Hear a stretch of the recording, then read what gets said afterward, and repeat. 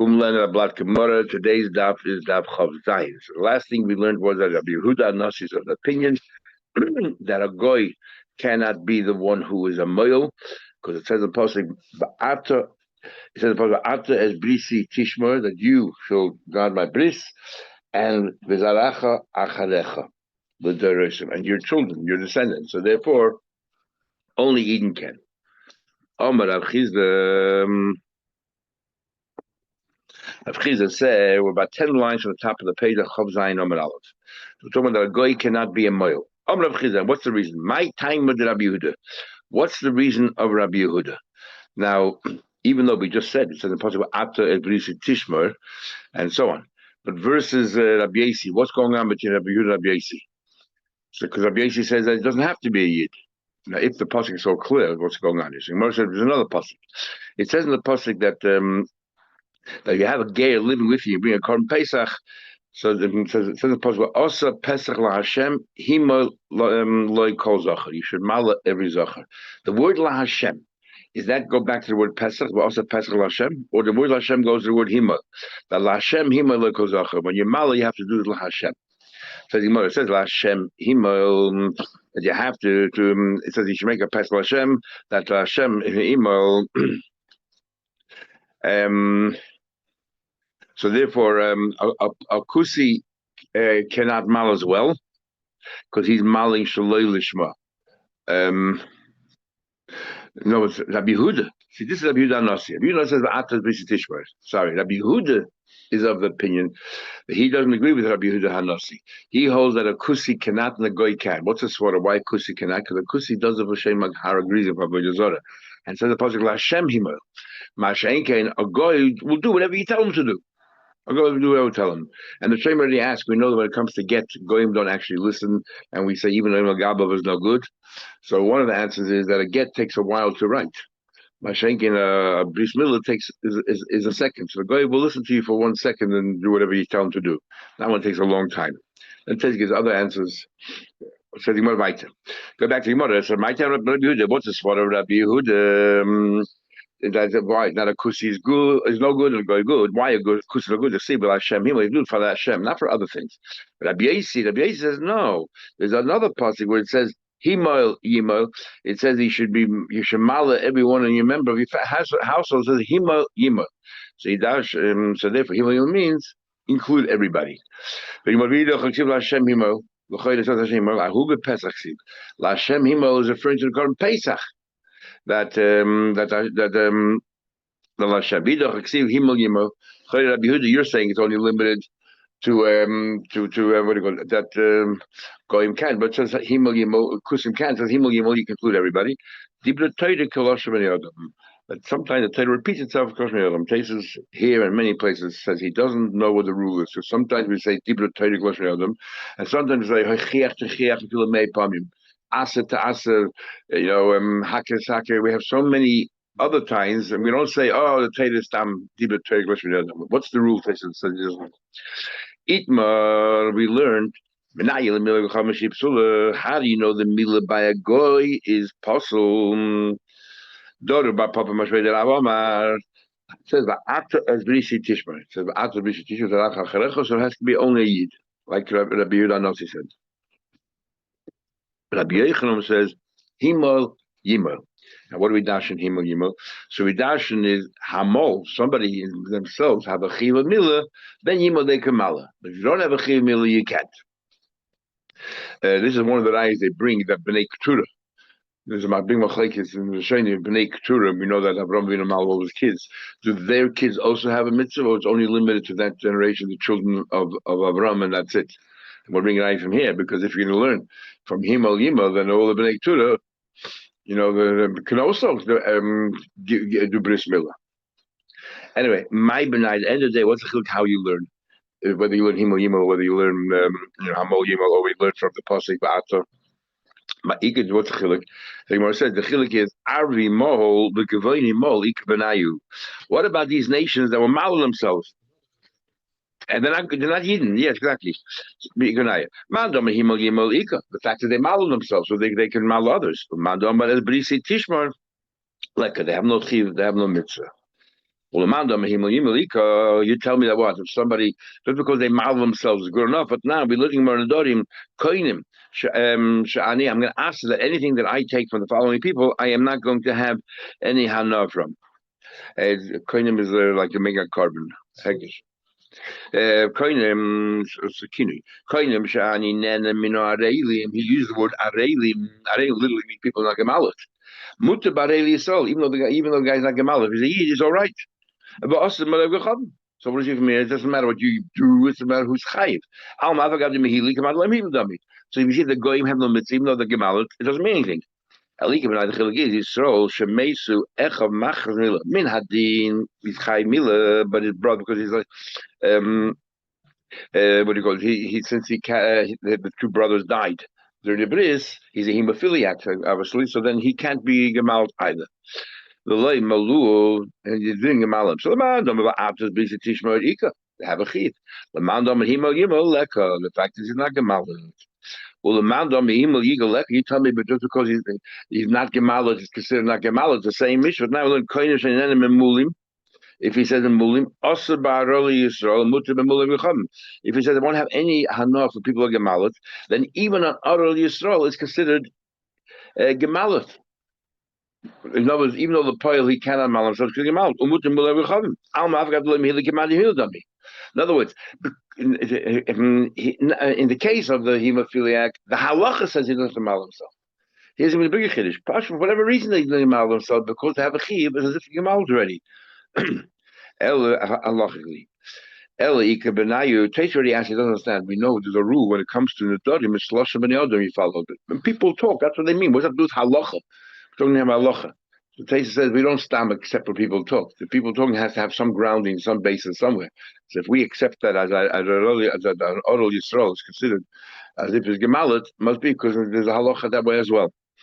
Elika b'nai. Another chilik is isha. Can a woman malim a child? The mandam of ata is brisi tishmaleka. They have no chiv. Or bedisha labas mili. She has no chiv. Or the mandam of himol yimol. The one who says that we learn from himol yimol. Then Ika. What do you mean Ika? A woman is not gemalit. Isha commanded mihila dummy. Fascinating murder. A woman doesn't need mila because she's already born as if they're all gemalit already. So therefore, als himel yimel they can mala. Als vater brisi tishma they can't because they don't have no chiv. We had in the so they have no chiv physically Yeah. Gemara says, "Oisoi v'loy oisoi." Gemara Dav Chavtes in Kedushin. We learn a pasuk oisoi, v'loy oisa. And all the Rishonim ask, it's a mitzvah seishas man grama. Someone say it's not because once after the 8th day you can do it by day and by night, according to one of the opinions of Gemara. You do it by day and by night. So it's a mitzvah seishas man grama. And there's all kinds of answers there why we need a pasuk. But getting back over here, Isha commanded Hildami. So they're born perfect. By us, it says, the house in the Smali Oida of Noilad Mo. But then I said everyone's gemalit. Says the Gemara, Mikal Madam Isha Loid. Can anybody say a woman cannot malabaksi? We find the end of Pasha Shmois. And Moshe Rabbeinu came down. He was about to, his life was in jeopardy. And she realized that Eliezer wasn't gemalit, but Tikach Tipoidet, so she took a stone and she gemalit her son. Kribe, read it, vatakach. She made it happen. She had someone else go ahead and do it. Look, see it says vatichrois. She l'chaydekat. Kribe vatachras. She had someone else doing it. She had someone else do it in her place, so she did not do it. The whole point of reading this is to prove that a woman is allowed to. Then why do we? No. We're saying it's my benayu. One opinion says a woman can. If it's himal yimel, then they can. If it's va'atos b'isi tishma, they cannot.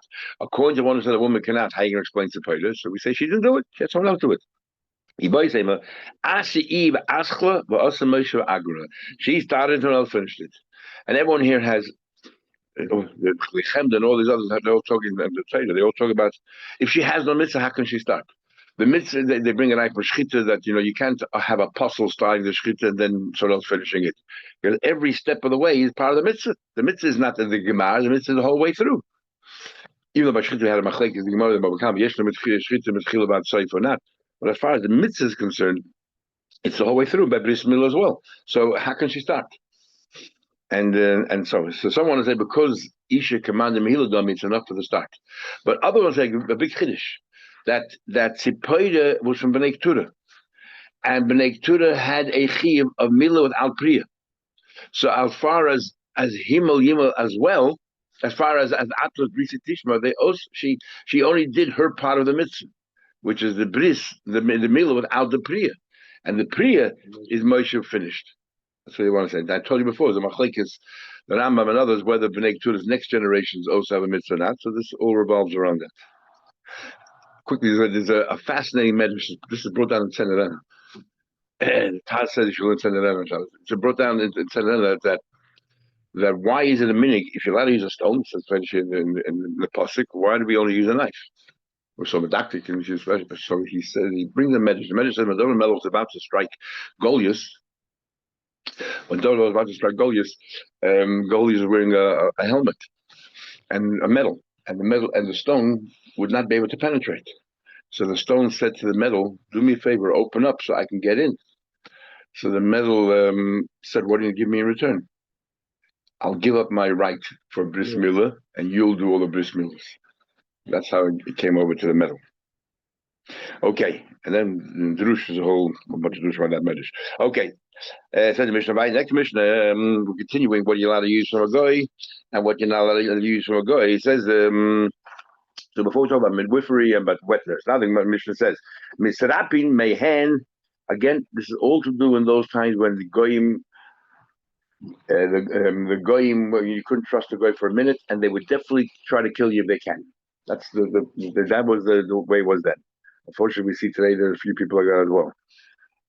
In fact, yesterday they just found this guy that he put out all over how to make bombs and burn shuls and everything else around the world, all over the internet. Misrapin mehen ripui mammon. You can cure yourself ripui mammon, avaloi ripui nefashis, but you cannot cure yourself ripui nefashis. Now, what in the world is different between mammon and nefashis? We will discuss that. The aim is stopping men become mocking, but you never let them go to a barber. It doesn't matter whether you're in a public space or not a public space, because it's so easy to the razor slip. And the chashron, they can kill you. And the Chachamim, I mean, in the public space, he won't have the chutzpah to do it. I will definitely not when they're private place. Even with a couple of people, their hair doesn't help because he has razors in his hand, and you're sitting there very vulnerable. Says the Gemara, what's going on here? Mean that if you pay him, now if you pay him, then you can trust him because he wants his money. But the means he doesn't exist. He does it gratis. Then you cannot trust him because he has nothing. He has nothing from you, so he'll kill you. Least then the Mishnah should say openly, "Misrapim members chari." You're allowed to get, you're allowed to go to the doctor, go to your doctor to pay them.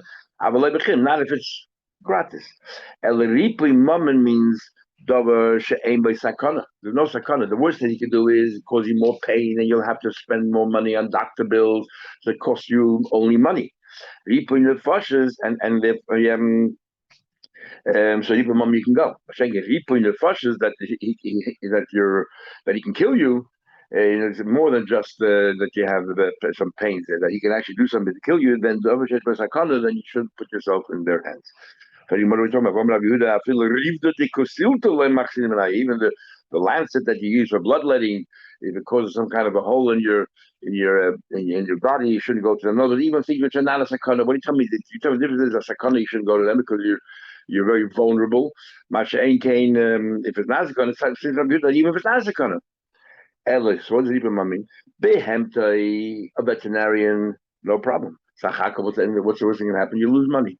But if it's about your body, then gufe yourself, then you shouldn't go because they can cause all kinds of damage. Behind somebody we just said that's what he goes. That's what you're saying.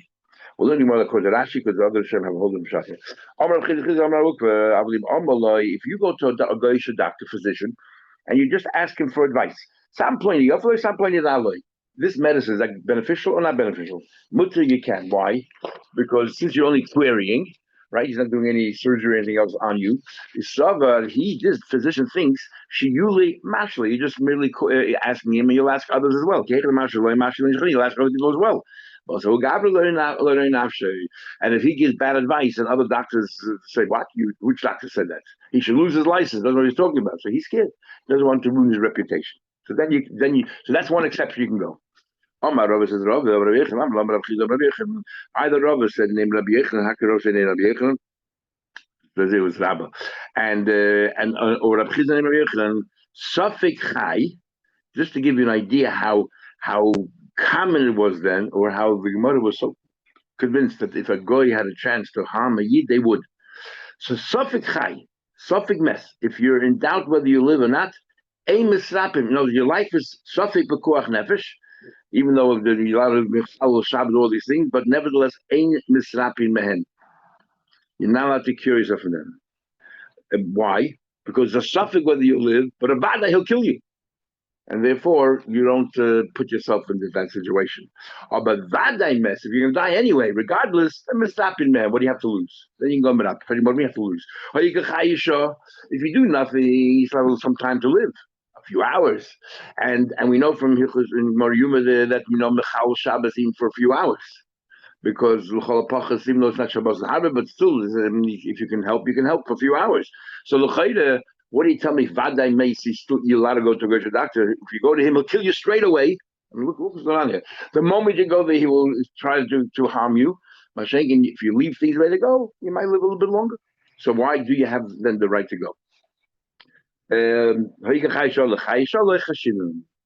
don't recognize a few hours as if it's a major issue. Therefore, you can then go to a doctor. Because it's not 100%, it's a very strong probability.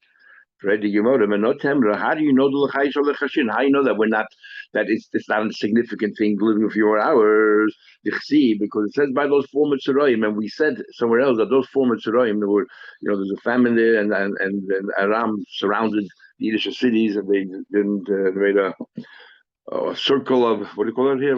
Circle of fire, whatever they call it, that nobody can get through them. And therefore they were all starving in this terrible famine. And these former Tzarem, according to one day, was actually Gehazi, who was cursed by Elisha. So they, in a way, they were tzaddikim, yet he misbehaved. Therefore, whatever he said, we learn from.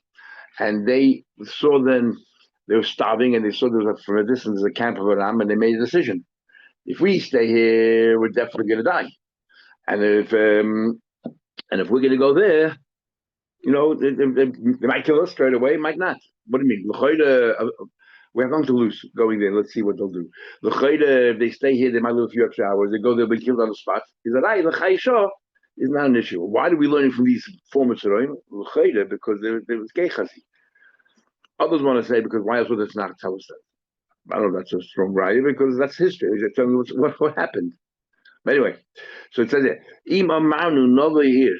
Let's go into the Sivarav Be'ir Umasasham, and we'll die there. If they want to kill, let them kill us. Let's take our chances. Well, if you stay here, you're very hungry and you're dying, you have a few more hours. That's about right. But anyway, Mesa has a question. It says, a person should not handle together with these minions, these apikursi. They misrapin mehen. You're not allowed to heal yourself from a min. Afilu l'chayisha, even l'chayisha, even just for a few hours. Ma'aseh is a story. I want to tell a story. Ma'aseh ben Doma ben Achayisha Rabbi Shmuel. There was a story that happened with the nephew of Rabbi Shmuel. Ben Doma sheichisha nochash, a snake bit him. Poisonous venomous snake bit him. Ubo Yaakov. And Yaakov Ishkrak Sakanya, which according to Rashi is the same person we had before a few days ago. And according to Taisa, it's not. He went to Yaakov Ishkrak Sakanya to heal him. Bishmol said, you cannot go to him. He's a min. You cannot get cured for him. My brother, the Erpa Mimenu. So he said to Rabbi Shmuel, the nephew, said to Rabbi Shmuel, what do you call him? Achi?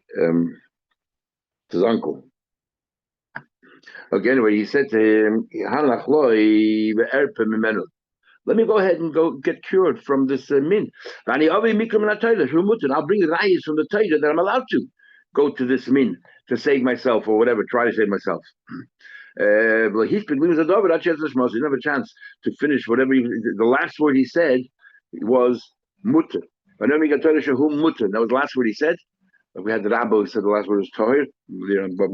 Shu mutter that it's mutter. He speak lima dorachi yotzei shmos even mess. Korla b'shmol. So Shmuel said about him, Ashrecha ben Doma Shegufach Toir, the Yotza Nishmoscha Betara, that you were a tzaddik and you passed away Betara because the last word you used was mutter. You were not over on the words of the other Chachamim. They all said, together. If you don't listen, if you breach the words of Chachamim, a snake should bite you. That's actually the words that the Shmuel uses in the 9 days by eating flesh. Strong words. A snake will bite you. So therefore, thank God that you weren't over the Chachamim. So we see from here clearly that we're not allowed to go. Shmuel says you're not allowed to go to a min, even if Chayisha, even though it was helping. What do you call it? He says you're not allowed to go to the min. And what is he saying here? If you go to the min, he can save you. Right? He's dying anyway. He's definitely dying. And yet Rabbi Shmuel says, no, don't go to the min. Why not? Because at least you'll live a few more hours. You go to him, he might kill you. So we see that Chayisha is an issue. You said before, Chayisha doesn't mean anything. If you're dying, you can go to... And here we say that Rabbi Shmuel says, stay here, don't do anything. So Chayisha, living a few more hours, is still important. And if you want a shiny minus is worse than Oiv the Chavim. The Moshcha. The Asi Lememshach Basrayu. The minus is worse. Because he tries to convince you that this is his precursors that made it all happen. Tracer says that when we say you're not allowed to go to min, is only if this min tells you this comes from this Avodah Zarah, and the Avodah Zarah is what's going to cure you. He makes a big issue about Avodah Zarah. If he doesn't make any issue about Avodah Zarah, just because in personal life he's a min, says Tracer, that's not what we're talking about over here. Is that if he makes an issue of the Avodah Zarah and that the Avodah Zarah is what's helping you. Alamar. Okay, so now let's understand. There's a machlekes Rabbi Shmuel and Abdama. Rabbi Shmuel said, interesting question. What was his problem? He was bitten by a snake. He was bitten by a snake. You're telling him, if you're not going to listen to me, you're going to be bitten by a snake. No, he was bitten by a snake anyway. And he was going to go to the doctor to get cured. So he was bitten by a snake a second time. So he'll go to the doctor to get cured. What's the big deal? Was he bitten by a snake? Says Gemara, Chavi de Rabbanon, the Leslie Asusa. Other snakes, other venom, there's ways of healing, but a snake of the Rabbanon means literally, we're saying here. Yashchen Nochas means that literally a snake will bite you, but it's such a venomous snake that there's no antidote for it. What could he have said? What would his argument have been? Unfortunately, he didn't have a chance to finish the statement. He said, I can find you psukim ma'atay that's mutter. What's that? He said, the Torah is not going to stop you from taking measures to try to save yourself, and therefore you're allowed to. Nu Rabbi Shmuel. Rabbi Shmuel, this is the famous machlekes we had in the Ben Seder murder between Rabbi Shmuel and the Tanakhama. And actually, it's a machlekes in the Shani who we passed away. Quickly, we learned that there are 3 Avedas that you're holding al yaver. Right, 3 Avedas you have to be prepared to die for rather than what do you call it? Than sparing your life and being over them. But that's if it's done discreetly. If it's done before Hesia, then there's no Aveda that you're allowed to do. Rabbi Shmuel says nothing to do with 3 Avedas. He doesn't believe in those 3 Avedas. Either before Hesia or Betzina. Before Hesia, because the Kiddush Hashem and Chil Hashem, you have to be ready to die for all of them. Betzina, none of them you're allowed to die for. No, anytime. If they're doing it, and then it depends if they're doing for their own Hana or not their own Hana. But this machlek Rabbi Shmuel and Rabbi Akiva is machlek in halacha as well, who we pass like. Anyway, Rabbi Shmuel says hani mil betzina. When do we say b'chai behem kol kula only betzina? Avo b'fehesia loy, but not in the case b'fehesia. It's chil Hashem. The time of Rabbi Shmuel, how do we know? He said, you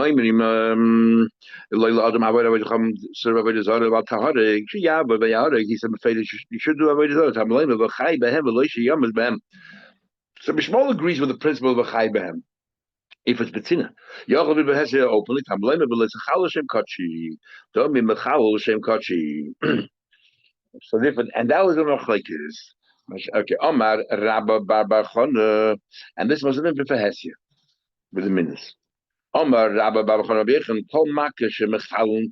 Again, I told you it's so interesting that you find halachas that are negated to other parts of the Torah, and yet the sugyas are in places you never imagined. So this is another sugya of Shabbos. We had a few days with the end of the first Pedic, now here again.